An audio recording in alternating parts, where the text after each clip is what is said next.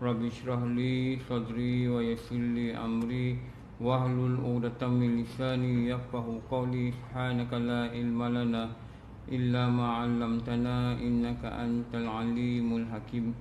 La haula wala quwwata illa billahil aliyyil azim. La haula wala quwwata illa billahil aliyyil azim. La haula wala quwwata illa billahil aliyyil azim. Alhamdulillah, jumpa kita pada malam ni.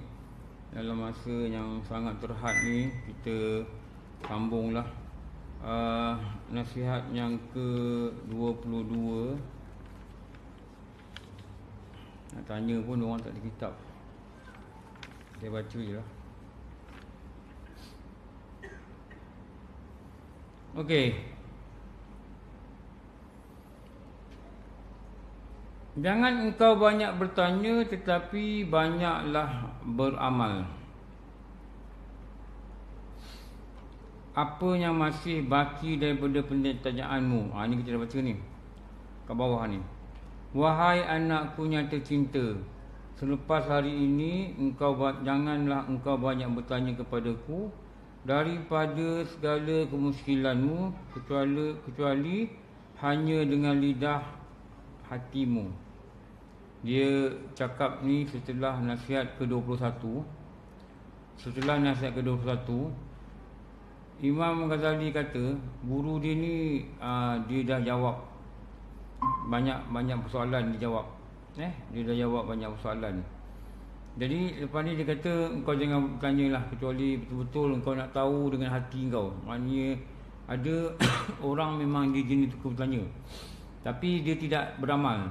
Jadi benda ni dah berlaku di zaman Imam Ghazali. Di zaman Imam Abu Hatim Al-Asam, benda dah berlaku dah. Masa zaman 500 Hijrah dah berlaku dah.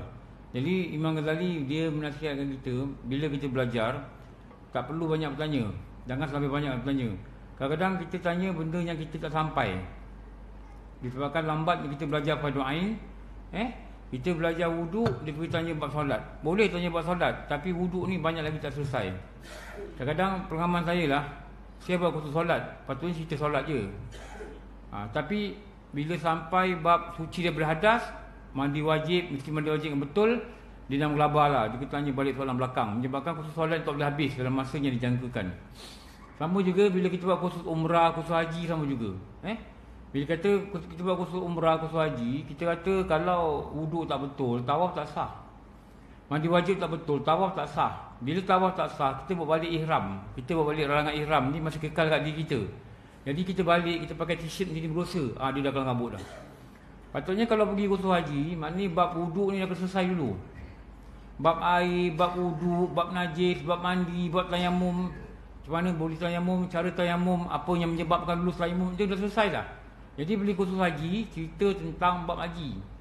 Tapi macam kita katalah, malangnya kebanyakan orang dia dapat surat haji, dia dapat surat tabung haji, waktu tu baru nak pergi surau masjid, nak cari belajar. Waktu tu. Selama ni dia tak ada bertindak apa-apa. Ni yang menyebabkan gagalnya dalam ibadah ni, selalunya ni lah. Datang pun lambat. Tapi rumah saya dulu kursus haji kan, saya nampak lah. Kursus haji mula pukul 8 sampai pukul 12. Sampai zuhur lah. Saya nampak pukul 9 ramai orang datang lagi. Padahal dah dengar dekat masjid orang dah mula tak serius. Akhirnya bila dah habis 15 siri, minta masjid tambah lagi 4 siri, 5 siri untuk belajar wuduk dengan mandi wajib. Macam mana umur dah 50 pergi haji, wuduk mandi wajib tak selesai? Ini sangat menakutkan bang. Tapi nak buat macam mana kan? Nak buat macam mana? Lepas tu pastikan kita ni belajar dulu dengan kitab. Lepas tu dapat surat haji, belajar haji pula. Maksudnya dengan kitab ni belajar sekali lah. Habiskan fardu ain, haji, puasa, zakat, tauhid. Lepas tu belajar fiqah tu, yang haji-haji fiqah lah. Belajar tasawuf, belajar terus belajar. Nanti bila dapat rezeki pergi haji, baru pergi kursus haji, belajar haji je patutnya. Belajar haji je. Saya kalau macam orang tu hari buat dekat baru ni ada bulan 11, buat dekat Salat Saud lah. Minta cerita buat solat. Bila cerita buat solat tak boleh habis. Sebab orang tahan kita dengan soalan yang tu lah. Mandi wajib, ambil wuduk, Orang tanya kita tu. Jadi terpaksa lah buat siri kedua. Ni bulan 1 ni. Saya insyaAllah minggu depan saya pergi umrah hari Khamis. Jadi diorang nak suruh buat bulan 12. Bulan 12 dah penuh program. Jadi buat bulan 1, buat sambungan kedua. Kenapa? Sebab ramai yang tidak faham. Walaupun ahli masjid, ahli surau, mereka tak faham asas fardu ain. Walaupun mereka ni ahli masjid, ahli surau. Saya cakap betul-betul. Ni pengalaman saya ni. Walaupun kita tengok dekat surau dia ada kitab hebat-hebat, Sabilal Muhtadin, Mu'tal al-Badrain, kitab-kitab fiqh yang hebat-hebat. Syekh Dawud Fatani kitab mereka mengaji, Munatul Musalli. Tapi bila tengok, tak tahulah dia tak faham ke atau dia memang tak belajar dengan sungguh-sungguh. Tak faham, mazbuk muafiq tak erti. Takrif mazbuk, takrif muafiq tak erti. Dia faham mazbuk ni datang lambat. Bukan, mazbuk bukan datang lambat. Kalau kita kata mazbuk datang lambat, kita tak faham. Kita tak duduk untuk menghabiskan kitab dalam bab fiqh mazbuk muafiq. Ramai orang macam tu. Sebab tu kena seriously belajar. Betul-betul belajar. Kalau setakat dengar-dengar ilmu ni dia bukan begitulah. Ilmu ni benda yang mulia. Dia hanya pergi pada hati yang sungguh-sungguh. Dia bukan pergi pada hati yang orang biasa. Lepas tu kalau kita tak sungguh-sungguh, memang dia tak datang kat hati kita. Dia keluar. Lepas tu kita rasa macam tak ada apa-apa. Kita duduk surau ni 30 tahun duduk kawasan ni. Kita pergi kuliah, dengar. Tak dengar. Kali kalau kita test diri kita, jangan suruh orang lain test, malu. Kita test diri kita. Ambil kertas Ambil kertas. Macam saya buat dekat khusus-khusus lah. Ambil kertas, lipat 4. Tengah-tengah dia akan jadi macam ni. Lipat bucu lipat bucu. Dia akan jadi cross bulat tu. Buat bulatan, tulis air. Okey, apa yang kita faham pasal air? Kita akan dapati, kita tak tahu apa nak buat. Saya cuma buat dulu, saya nak buktikan bagaimana kalau tak belajar, memang tak tahu. Air ni sebagai apa dalam bersuci? Apakah bahagian-bahagian air? Apakah dalil dikatakan mesti wuduk kalau nak solat dengan menggunakan air? Apa takrif air segi bahasa? Apa takrif air segi istilah? Lepas tu uraikan takrif air tu. Apa yang dimasukkan anggota-anggota tertentu. Apa dimasukkan perbuatan menggunakan air. Kenapa dia kata perbuatan? Kenapa tak kata bacaan? Kenapa tak kata hati? Kenapa tak kata? Kenapa bacaan? Jadi uraian tu pun yang ramai orang gagal. Baru cerita wuduk. Tak cerita bab mandi. Tak cerita lagi bab solat. Ramai. Jadi sebab tu yang penting ni bukan nak kena tanya. Learn the syllabus. Kadang orang tanya, ustaz, orang imam sembahyang zuhur, kalau dia bercepat macam mana ustaz?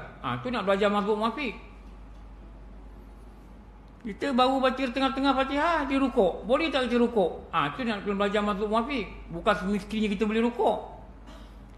Kalau kita dah berdiri belakang imam lebih daripada kadar sederhana, ulama kata 25 saat. Sebab tu kita sebagai jemaah, kita mesti baca Fatihah 25 saat. Sebab ini kadar sederhana kebanyakan masyarakat orang kita dan Malaysia lah. Jadi 25 saat ni kita baca. Kalau kita tak habis, katalah dekat ketiga lah contoh, kita tak habis dekat ketiga, kita baca tak habis, dan kita baca dekat luar, kita tengok memang 25 saat sekitar tu, dia rukuk, baru kita boleh rukuk. Kalau kita baca Fatihah 1 minit, kita dah baca tengah-tengah, imam rukuk, kita rukuk. Kita bukan mazbuk, kita muafiq. Tu nak faham takrif mazbuk muafiq. Saya buat daurah tu 1 hari sampai ke petang, mazbuk muafiq. Lepas tu yang pentingnya adalah bertanya. Bila dia tanya soalan tu, kita cerita, dia tanya soalan lain. Memang masalah semayang memang macam-macam kan. Jadi nak jawab semua soalan tu, saya kata dengan dia, bang, abang kena baca kata satu kitab. Lepas tu dia, ustaz, tengok ustaz, kalau saya masuk semayang, Allahu Akbar, saya baca Allahu Akbar kabira, imam rukuk. Boleh tak saya rukuk? Tak boleh. Dia kena baca Fatihah sekadar mana dia baca benda sunat tadi. Kalau dia rukuk, dia baca semayang. Ini yang orang tak tahu. Allahu Akbar, a'udzubillahi minasyaitonirrajim, imam rukuk. Dia tak rukuk. Dia kena baca Fatihah, dia kena cover yang a'udzubillah tadi. A'udzubillah ni 23 huruf. 20 lebih lah huruf. Dia kena baca bismillah, baru 19 huruf. Baca lagi satu ayat, baru boleh rukuk. Kalau dia baca tu, dia rukuk, imam naik, dia kena ganti rakaat. Kenapa? Dia mesti cover benda sunat. Itu dalam kitab mazbuk muafiq. Saya tak tahulah sini belajar tidak. Tapi apa yang kita dapati, kebanyakan jemaah ni tak erti. Dia tahu mazbuk ni rakaat pertama. Tak, mazbuk boleh berlaku rakaat pertama, rakaat kedua, rakaat ketiga, keempat. Dulu ada budak dekat Taman Desa Ceras. Dia bapa mentua dia datang. Bapa mentua dia duduk pondok. Bila datang, dia nampaklah jemaah sembahyang berterabur. Dia tengok tahu sembahyang berterabur. Ini tak kena, itu tak kena. Azan bersilap bunyi dia. Jadi dia kata, sementara abah di sini ni, abah nak ajar menonton musolli. Jadi belajar menonton musolli. Sampai bab sembahyang jemaah je, ajar bab sembahyang jemaah je menonton musolli. Jadi dia ceritalah masbuk ni boleh jadi rakaat pertama, boleh jadi rakaat kedua, rakaat ketiga pun boleh masbuk, rakaat keempat boleh masbuk. Semua orang kata, betul ke? Ya ke? Tak tahu. Sebab kita faham. Jadi budak ni tanya saya, betul ke? Betul ke tak? Kita faham masbuk ni kita datang lambat. Yang rakaat pertama tu. Bukan tu saja. Masbuk ni boleh jadi rakaat kedua, rakaat ketiga, rakaat keempat. Kita bangun lambat kita sakit kaki, bangun lambat ikut imam, bangun lambat. Rakaat kedua, kita baca setengah, imam rukuk. Kita boleh rukuk, sebab kita masbuk. Sebab kita tidak punyai kesempatan masa untuk baca Fatihah belakang imam dengan kadar sederhana. Itu takrif dia kena faham. Kalau saya cerita macam ni memang tak boleh faham. Dia kena, saya dulu buat daurah kan. Kita baca kitab sampai petang, habis lah. Kitab tu nipis dia, Muafiq dan Masbuk. Lepas tu saya print jemaah 1, jemaah 2 saya tu pakai. Ini anak-anak murid tolong ni buat. Jadi kita lakonkan lah. Ini imam, ini jemaah 1, jemaah 2, jemaah 3, jemaah 4, jemaah 5. Jadi kita lakonkan lah macam mana imam ni dirukuk, ada yang tak terbaca lagi, ada yang dah baca macam mana. Dan kita tengok situasi ni, kita rujuk pada kitab. Okey, siapa Masbuk, siapa Muafiq. Kita buat praktikal. Lepas makan kedua tu buat praktikal sampai ke asar. Jadi nampak jelas sikit lah. Walaupun sebenarnya nak kena khatam sekali kitab, 2-3 kali baru nampak jelas. Masbuk Muafiq bukan benda mudah. Jadi kalau kita belajar dengan betul kan, kita akan tanya ni. Lepas tanya ni, kita tanya ni. Lepas dia tanya. Ini Imam Ghazali kata, engkau jangan banyak bertanya, engkau banyak beramal. Kenapa? Sepatutnya engkau dah habis silibus. Dulu Ustaz kata dulu, ada anak murid dia, belajar kat pondok dia. Lepas tu pergi pindah pondok lain lah, dekat dengan rumah. Sekali dah duduk pondok 7 tahun. Sekali balik kat pondok dia, singgah pondok dia. Kaki berbalut kena air panas, melecur berbalut. Dia tanya, Ustaz, macam mana nak buat ambil uduk? Ustaz kata, engkau duduk pondok 7 tahun pun tak tahu ni. Dia pelik. Duduk pondok ni, kitab ni macam kitab tak belajar. Habis khatam ni. Atau hari belajar sampai 10 kitab kadang. Bila kaki berbalut, tak tahu apa nak buat. Maknanya tak ada benda, maknanya kau belajar tak betul. Apa yang kau belajar katanya? Apa yang kau belajar ni? Sampai 7 tahun duduk pondok, kaki berbalut, tak tahu macam mana nak buat. Bila nak mandi wajib, nak ambil uduk, tak tahu. Ramai orang tak tahulah, orang suruh fikir ramai tak tahu. Kadang belajar, bila jadi telefon, tak tahu.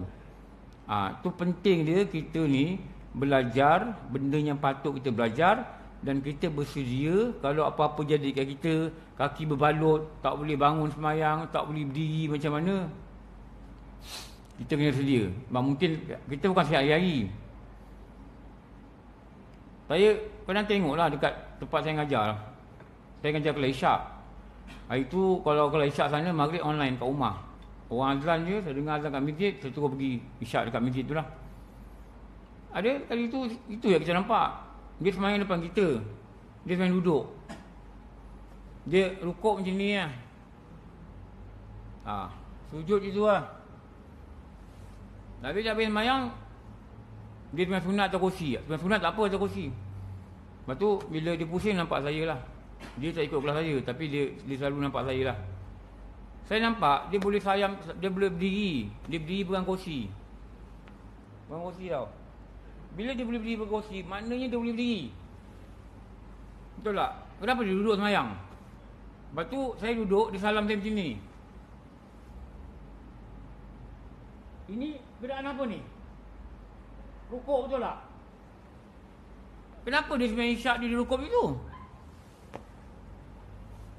Lepas tu dia kata, Ustaz, saya banyak keliru lah buat semayang ni. Nanti saya nak ikut kelas Ustaz. Saya kata ikutlah. Kalau diikut saya berterang lah. Tapi setakat ni dia boleh ikut lagi. Saya akan, kalau diikut saya akan tahan dia lepas belajar, saya nak tanya dia, kenapa rukuk atas kursi? Sedangkan banyak kali dia jumpa saya duduk dia buat ni. Dia dalam kan? Kan dia rukuk ni kan? Lama kan? Ustaz, apa khabar? Sihat Alhamdulillah sihat lama ni. Kita rukuk ni, nak sah kita memerlukan tumaninah je.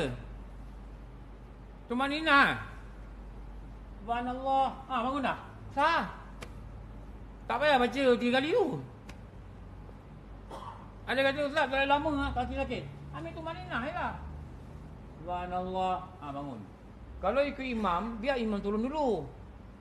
Kita lambat sikit lah. Lambat sikit. Turun. Baru turun. Jadi dapat tu maninah dengan imam. Agak-agak lah je lah. Kebayang kita kan. Macam ada makcik tu kata, Ustaz, saya tak boleh sujud. Pening lama-lama. Saya tanya makcik, apa syarat sah sujud? Berapa lama kena sujud untuk mengesahkan sujud? Tak tahu.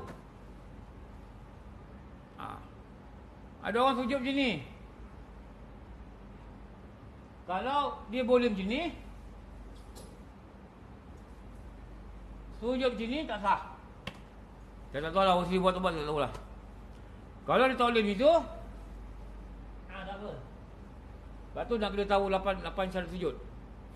Saya tanya guru kami, nak terangkan ni kan. Saya jumpa dia dekat pondok, saya tanya dia. Saya kata, saya dengar penerangan dia di video, tapi saya tak jelas. Saya nak tanya beberapa perkara. Kenapa kena buat macam ni? Tak cukup ke? Tak cukup. Kalau dia boleh macam ni, tapi dia macam ni, tak sah sebenarnya dia. Kenapa? Tu nak kena faham syarat sah sujud. Syarat sujudnya 8. Turun sujud sempurna iktidal. Turun sujud antar 7 anggota sujud. Dalam fiqah, kalau tak boleh buat semua, tak boleh tinggal semua. 7. Lutut tak boleh hantar. Okey, lutut boleh hantar. Kaki boleh lah, kaki ke bawah. Tangan boleh hantar. Boleh, tak hantar tangan. Dahi tak boleh sampai. Okey, tak apa, tangan kena hantar. Lepas tu, kepala mesti lebih rendah dia punggung. Jadi 8 dah syarat. Saya cuma sebut yang berkaitan ni lah. Maknanya kalau macam ni, kepala kita takkan rendah dia punggung. Walaupun kita bend macam mana pun. Nampak? Punggung bawah. Jadi tidak mendapati definisi sujud. Apa? Bersenongging. Bersenongging ni maknanya punggung ke atas, kepala ke bawah. Jadi kalau begitu, kalau dia boleh turun macam ni, dia mesti buat. Sebab kepala mesti bawah dia punggung.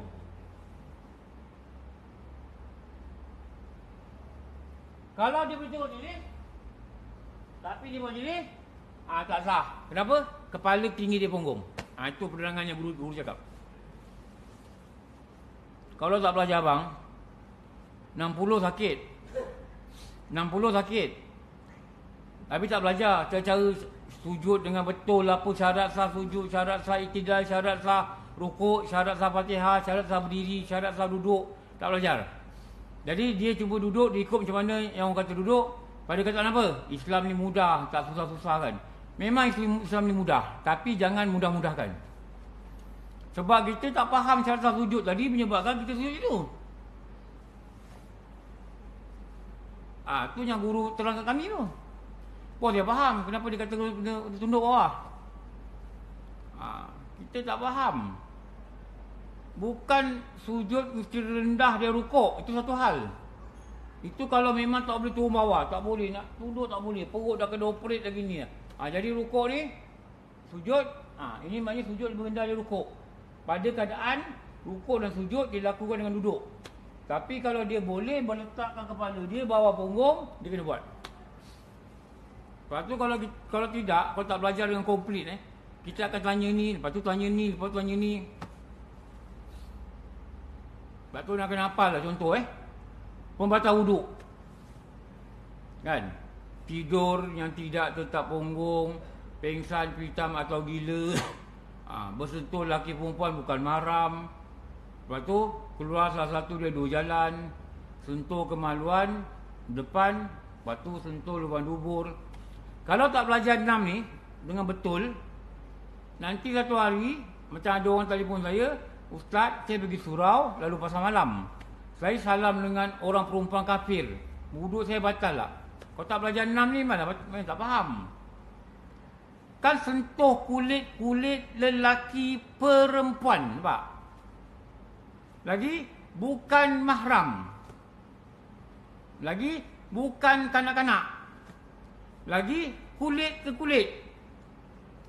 Yang tak batal, kulit ke kuku. kuku ke kuku, kulit ke gigi, gigi ke gigi, lagi biji mata. Nak kena belajar detail. Jadi kalau bersentuh ni kita dah tahulah betul-betul kenapa kita belajar dengan lengkap. Kalau tidak kita belajar tanya ni, jawab ni, tanya ni, jawab ni, tanya ni, bila nak habis? Tu orang tahan raya macam maghrib kan. Sini tak ada lah, sini tak ada. Sebab lain lah, kadang maghrib kita lari isyak sebab lain. Kadang surau-surau ni kita cakap dah, kalau isyak datang maghrib ni, kat masjid datang, jadi boleh join. Oh tak nak Ustaz, diorang dah setengah, kita nak belajar dari awal. Tu yang saya kena pergi isyak sebab lain. Tu tahan kami tu Ustaz, seminit.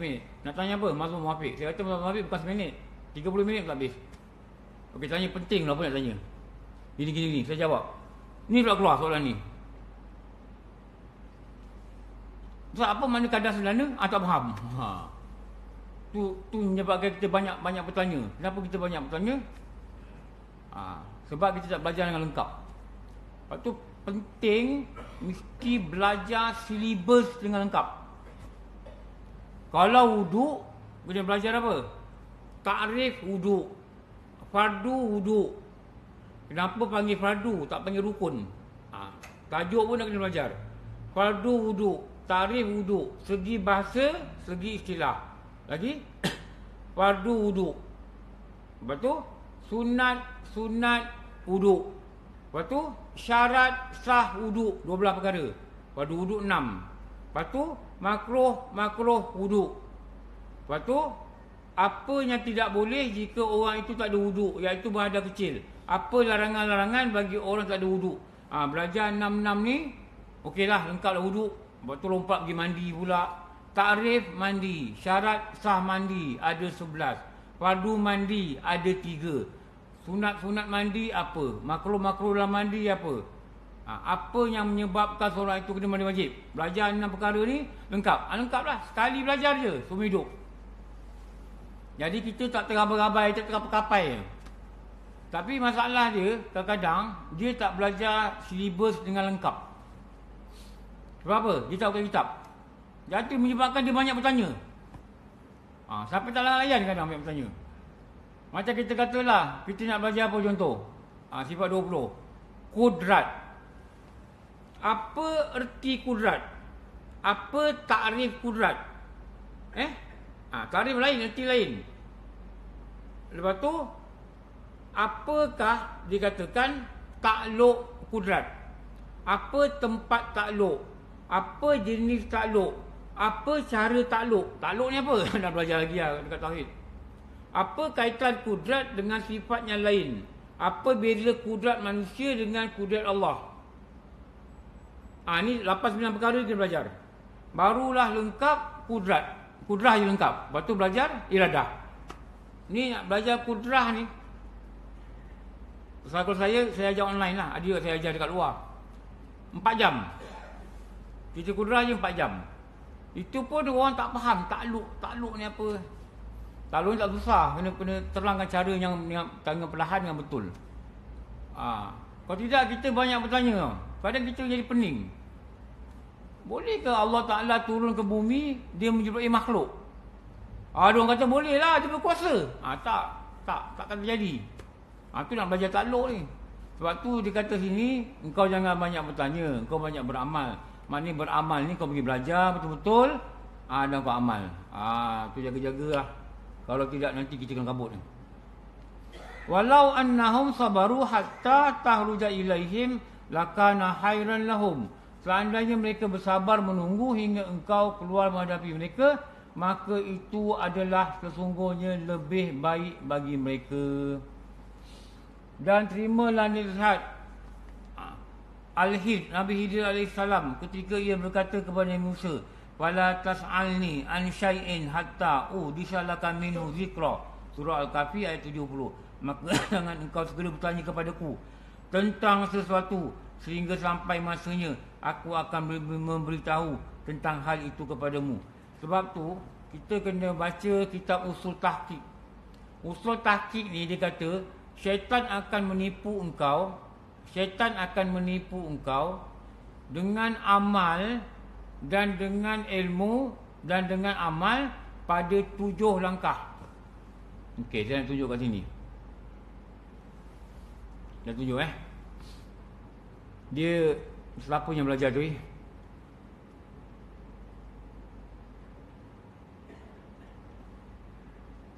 kat mana sini kot. Kalau tak ada kan saya sebut je lah.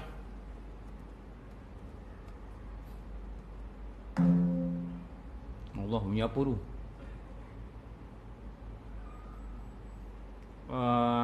Sekejap Oh, ni dekat ni ada insya-Allah. Al-Mawa'is. Al-Mawa'is ni kalau online, tapi ada juga orang datang tempat saya buat online tu dekat masjid. Dekat Al-Mawa'is Al-Badi'ah. Ni kitab ni. Kitab ni. Ni, tunjuk ni ni.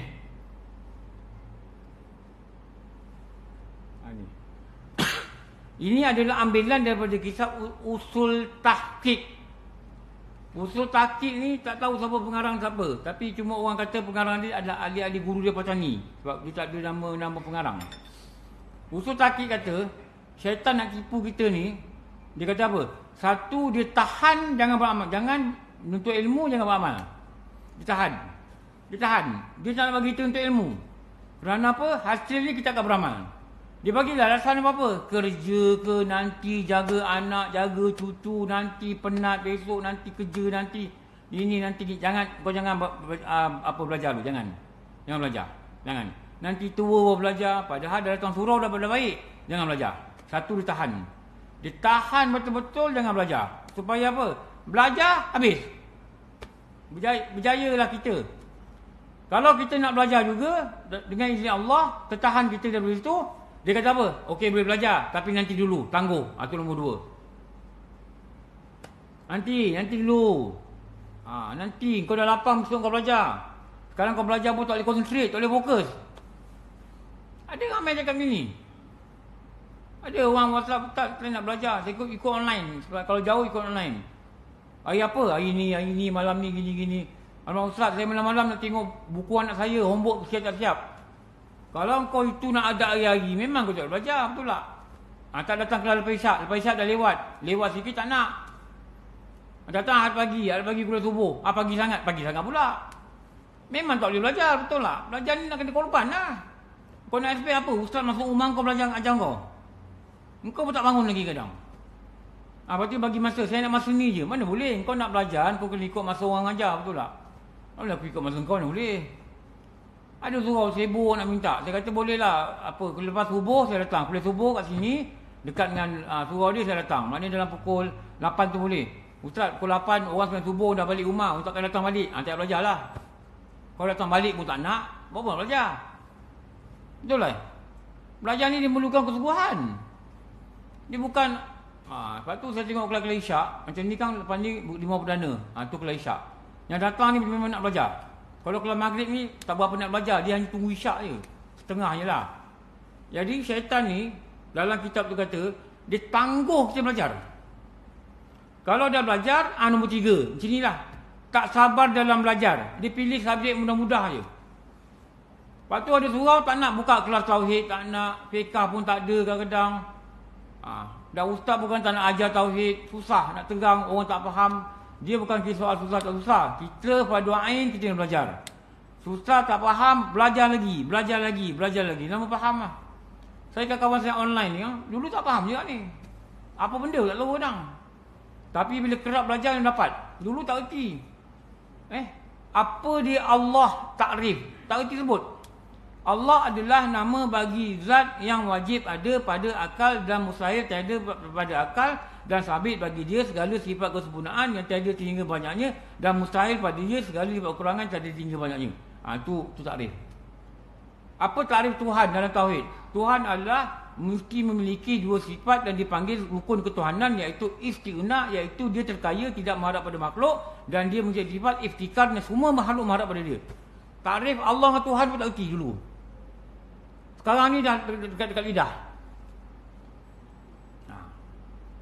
Apakah prasyarat untuk mengenal Allah melalui sifat 20? Satu prasyarat dia apa? hendaklah engkau mempelajari tentang hukum akal. Apa hukum akal? Hukum adalah menetap dan menafikan suatu perkara dan akal itu menjadi hakim dan penimbang. Itu dia hukum akal. Ada apa? Wajib, mustahil, harus. Wajib akal apa? Wajib akal adalah sesuatu yang tidak diterima akan tiadanya. Mustahil akal, sesuatu tidak diterima akan adanya. Itu. Bagi contoh. Wajib akal apa? 2 campur 2, 4. 1 campur 1, 2. Itu apa? Zaruri. Lepas tu ada lagi apa? Nazari. Itu nak kena belajar satu. Barulah kita nanti dah ada pra tu, barulah kita masuk sifat 20, kita lebih mudah memahami dalam pelajaran mengenal akan sifat Allah. Tak kenal sifat Allah ni tak kenal Allah.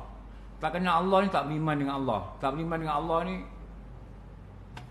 tak payah cerita sembahyang jemaah, tak cerita dengan sunat subuh, pahala aku mana, tak cerita sedekah, tak cerita jaga mak, mana dapat duit, dapat pahala bagi mak duit, tak cerita. Tauhid longgar, tauhid kalah, tauhid gagal. Bahaya. Lepas tu syaitan ni dia tak bagi orang belajar. Kalau belajar tak sabar, lambatlah nak habis. Memang belajar lambat nak habis. Penawar bagi hati tu dekat Patani tu, saya tanya ustaz yang ajar tu, dia kata dia belajar Isnin, Selasa, Rabu, Khamis, Sabtu, Ahad, 6 hari seminggu, 1 hari 2 jam. Dia kata 2 tahun baru habis. Tolak cuti raya 2 tahun tau. 1 hari, 1 minggu 8 jam, 2 tahun habis.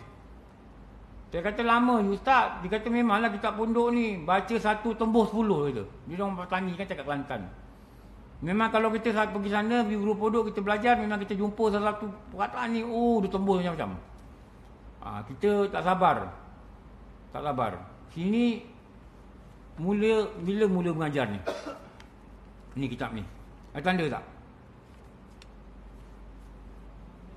Ada tanda tak? 26 bulan? Bulan apa? 2016. Bulan berapa?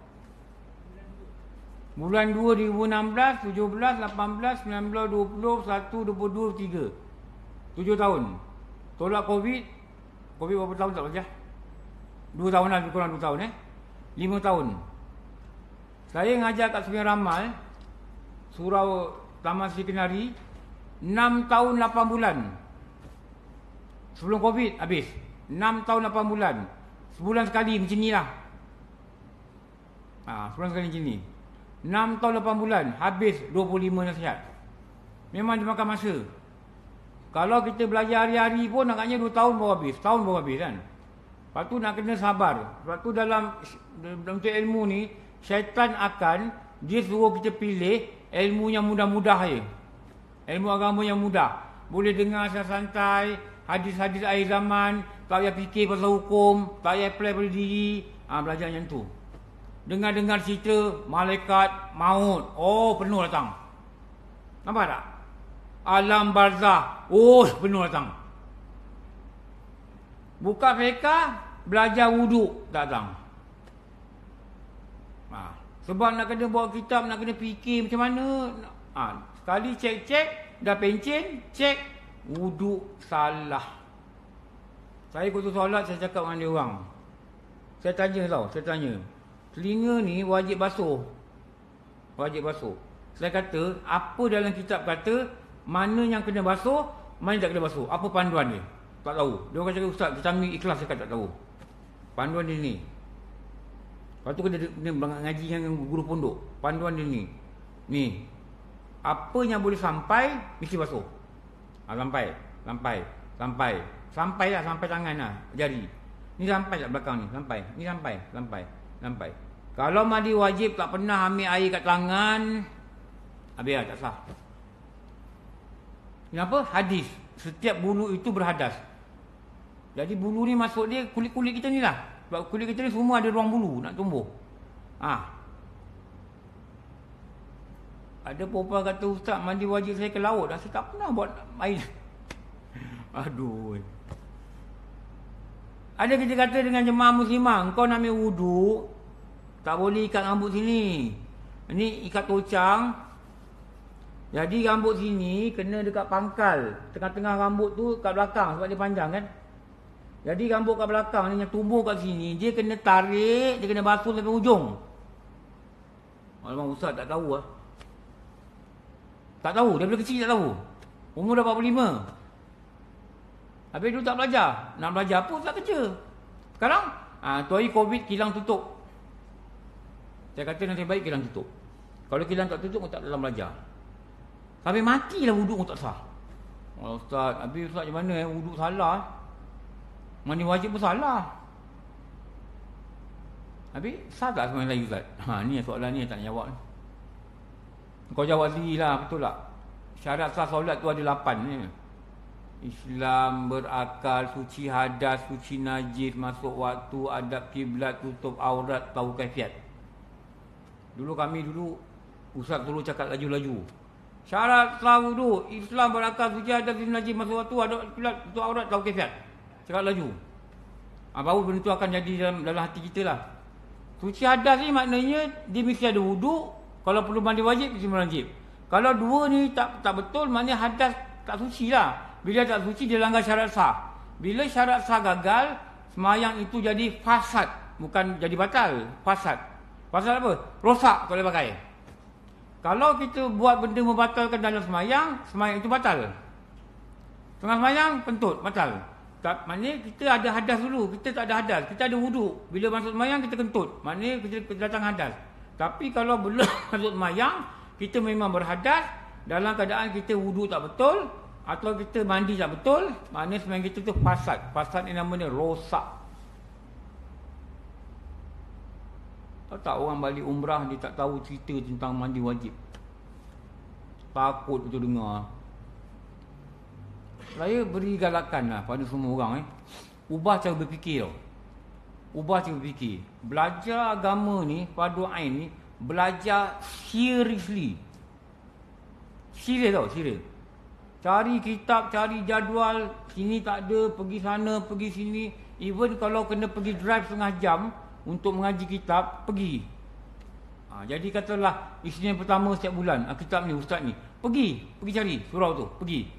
Masuk dalam grup Facebook, masuk dalam grup WhatsApp, cari.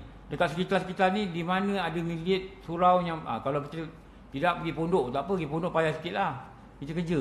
Cari. Belajar. Ikut. Ikut. Lepas tu kenal dengan jemaah-jemaah sana. Bila sampai tiba pukul 6.30, pukul 7 ke 6.30, WhatsApp dia orang. Malam ni kelas on ke? Tanya. Kadang-kadang ustaz beritahu, kita tak tahu. Ada ustaz kata dia datang, pergi. Mesti ada friend lah, ada kawan-kawan yang kat sana lah. Tertegur lah kawan-kawan sana. Minta nombor telefon, kalau ada batalan ustaz, beritahu lah saya datang daripada Kelang ni jauh. 40 minit saya buat kereta kat sini maghrib. Kena ada kawan lah. Lepas tu minta dengan Tuhan. Ya Allah, kau izinkan aku. Kau izinkan aku, sahkan ibadah aku. Kau izinkan aku, sahkan akidah aku. Sebelum aku takut dah ni akidah dia tak betul. Dia tak boleh cerita. Kalau ditanya kau beriman tak dengan malaikat? Beriman. Apa tanda kau beriman? Apa yang kau percaya? Kau jawab. Habis. Macam mana kata iman? Benda yang nak diiman kamu tak tahu. Ni bahaya tau. Kita rasa okey. Tak, ni tak okey. You are in a very dangerous condition tau. Jangan main. Pergi cari kelas, pergi belajar Allah, menakut lah. Tapi dia tak tahulah orang belajar tak belajar saya tahu. Tapi saya tengok kebanyakannya tak berapa kisah lah. Boleh test lah nak tanya. Dia kata ada budak tak tanya. Saya belajar tauhid lah, sekolah dulu. Tapi saya dengar ustaz cakap, saya bimbang macam banyak saya tak tahu. Ustaz tanya saya, tanya saya. Okey, saya tanya Allah Tuhan. Ini dua, ini ilah. Ilah ni Tuhan lah. Ini Allah. Okey. Differentiate. Ceritakan apa bezaan. Ada bezaan tak Habis baru boleh tauhid. Dia cakap apa bila. Saya tanya detail. Saya tanya sifat kesempurnaan. Saya tanya sifat kamalat. Saya tanya. Ini dulu tanya. Tanya. Di sini nanti akan menyebab bawah-bawah lah soalan dia. Tak tahu, saya tak tahu. Asyhadu. Apa dia? Tak apa ya tu. Aku ni saksi kot. Kenapa kata saksi?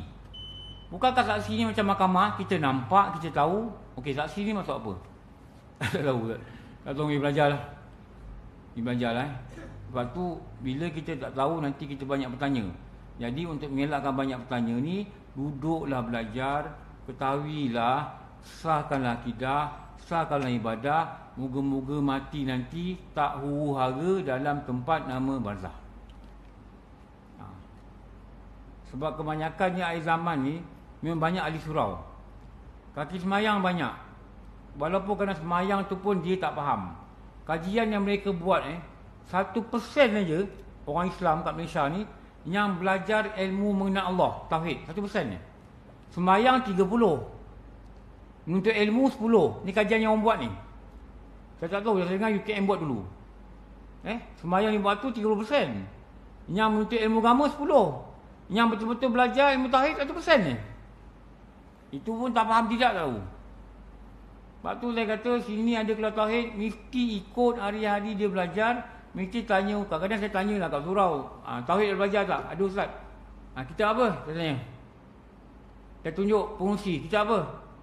Dia pergi tanya orang sana. Man, kita apa man? Man, kita apa man? Dia tanya budak nama Man lah. Itulah kita coklat oren tu. Apa nama Berapa lama nak belajar ni? Baru mula ke? Dah 2 tahun dah. Sebulan sekali. Nama kitab pun tak tahu. Apa hang nak jadi? Betul Kau nama kitab tak tahu? Tanda apa tu? Tak serius lah. Tak serius. Nama ustaz? Apa nama ustaz Muhammad. Nama cikgu pun tak tahu. Kau pergi sekolah ke tak pergi sekolah? Saya diam lah. Saya kata padanlah bila aku tanya tauhid tak reti. Sampai mana dah? Sampai mana tu dia pun tak tahu. Tanya kawan sebelah. Entahlah aku pun kerja aku tak tahu. Entah ustaz. Allah hai.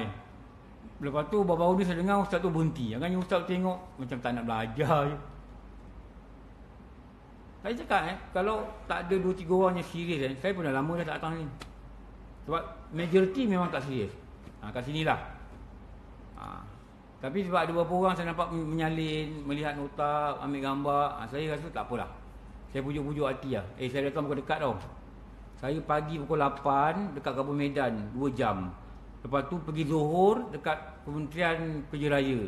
Lepas tu kalau sini kadang-kadang saya pergi Shah Alam atau ditukar jadual saya pergi Rawang. Kuliah asar. Daripada Rawang saya datang sini Maghrib. Dari sini saya pergi Isyak.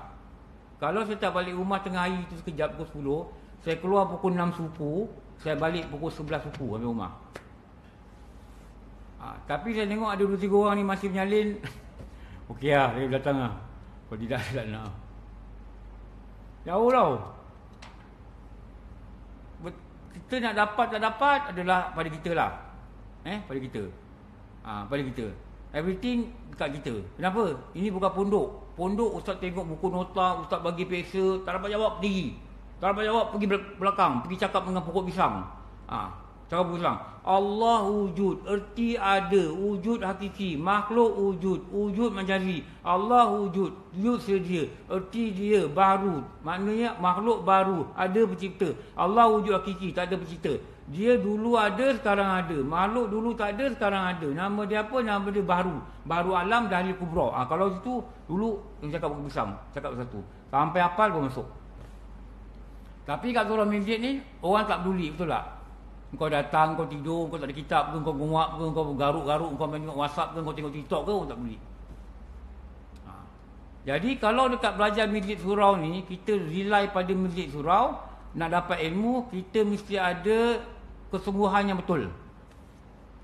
Sebab tak ada orang akan tegur kita. Pengurusi tak tanya kita, kau lama tak datang kelas tauhid? Dia pun tak tanya, kenapa? Dia pun kan tak datang. Tunggu saya kat ni. Tak laporkan komuniti kita. Orang rumah pun tak ada. Bang, dah lama tak pergi kelas tauhid? Tak ke surau? Tak. Dia tak tanya. Sebab apa? Dia pun tak pergi. Akhirnya, kita hanyutlah dengan gaya kita sendiri lah. Kecuali kalau kita duduk pondok, ada disiplin, itu lain. Lepas tu kalau belajar kat surau masjid ni, mesti ada kesungguhan lah. angkat tangan malam-malam, ya Allah, bagilah aku ni orang nak belajar, ya Allah. Aku takut akidah aku salah. Angkat tangan.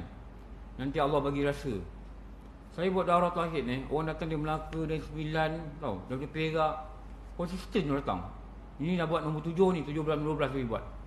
Ni lepas balik umrah ni ada lagi lah sini nak buat, nak habiskan kitab Masalah Tauhid. Kenapa mereka boleh datang? Mereka dah faham, Allah dah bagi campak pada mereka kesungguhan. Kalau kita tak banyak belajar, kalau kita ada rasa nak tahu, kita akan banyak bertanya. Ini yang kali kata, engkau pergi beramal. Beramal ni makna apa? Belajar betul dan buat amal yang tepat. Okey, nanti kita sambung sikit lagi. Wahai anakku yang tercinta, baca tu ke bawah ni. Demi Allah, seandainya engkau terus berjalan. Itu. Lepas tu kita masuk nasihat yang ke-23. Okey, dah lah. Dah isyak. Alhamdulillah Rabbil Alamin. Wassalatu wassalamu ala syafi'il anbiya wal mursalin sayyidina maulana Muhammad wa ala alihi wa sahbihi ajma'in. Rabbana zalamna anfusana wa illam taghfir lana wa tarhamna lakunanna minal khasirin. Rabbana atina fid dunya hasanatan wa fil akhirati hasanatan wa qina adzabannar. Wa sallallahu ala sayyidina Muhammad wa ala alihi wa sahbihi wa barakatuh. Walhamdulillah Rabbil Alamin. Apa maaf wa bihi wallahu alam. Assalamualaikum warahmatullahi wabarakatuh.